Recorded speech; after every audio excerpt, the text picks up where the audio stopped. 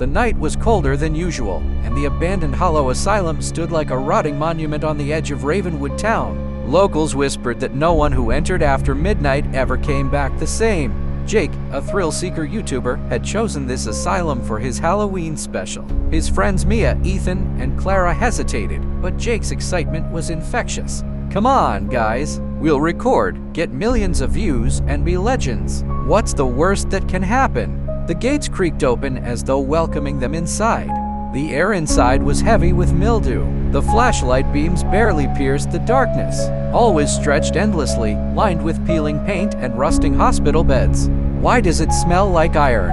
Clara whispered. Ethan bent down, running his finger across a dark stain on the floor, his face drained. "It's blood. Old, but definitely blood."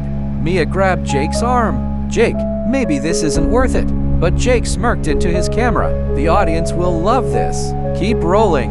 They reached the patient records room. Papers were scattered everywhere, files ripped open. Ethan flipped through one, reading aloud. Patient number 47, uncontrollable screams during sleep. Believed voices were commanding him to kill. Locked in solitary after clawing his own skin. Mia shivered. This place should have been burned down.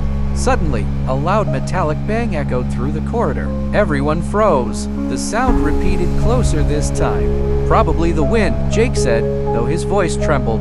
They descended a staircase that led to the basement. The stench grew unbearable. Their lights caught surgical tables, rusted restraints, and cracked jars filled with things that should not have been preserved. Clara pointed at a wall where deep scratches spelled out a word: "Stay." Her breathing quickened. Someone tried to warn us. The camera caught movement in the shadows. A figure, tall, unmoving, watching. "Did you see that?" Mia gasped. Jake replayed the footage. The figure wasn't there anymore. The group split up. Bad idea. Ethan and Clara explored the surgical wing while Jake and Mia investigated the solitary cells. In the surgical wing, Clara heard soft crying. She followed the sound into a room. A hospital bed stood in the center, straps still attached. "Ethan, do you hear that?" But Ethan wasn't behind her anymore. The crying turned into laughter. The lights flickered. On the bed lay a figure, skin stretched to tight over bone, eyeless sockets staring. Clara screamed. Ethan rushed back, but the bed was empty. Only her echo remained.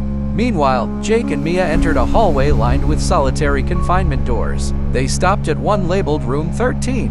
Jake pushed it open. Inside, claw marks covered every inch of the walls. Chains dangled from the ceiling. A rotten mattress sat in the corner. Mia whispered, "Jake, close it, please." Before he could, the door slammed shut from the outside. The flashlight flickered, revealing a shadow crawling across the ceiling. Mia's screams filled the corridor. When Jake's light returned, she was gone. Only her phone lay on the floor, screen cracked, camera still recording. Ethan and Clara, terrified, ran to find Jake. They found him banging on the locked door of room 13, shouting Mia's name. His face was pale, drenched in sweat. "She's gone. Something took her," he cried. Before they could react, the asylum shook violently. Ceiling tiles crashed down. Lights exploded in sparks. Through the chaos, whispers filled the air. "Stay, forever."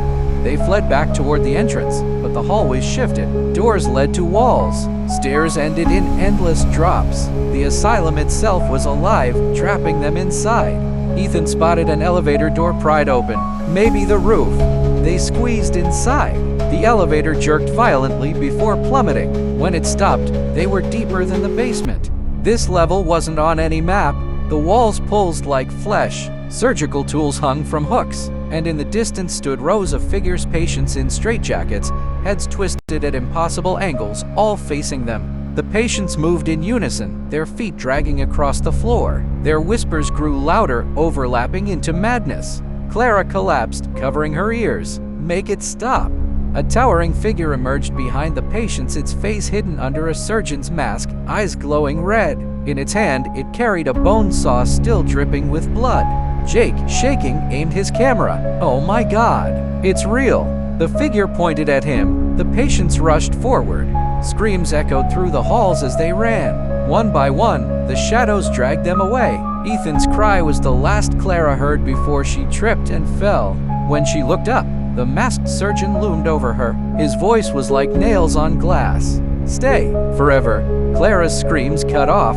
Silence returned. Weeks later, police entered Hollow Asylum after reports of missing teenagers. They found no bodies, no evidence, only a single camera lying in the basement. The footage ended abruptly, but the last frame showed Clara's face in the dark, her mouth open in a silent scream while dozens of pale hands dragged her into the shadows. The asylum stood waiting, hungry for the next visitors.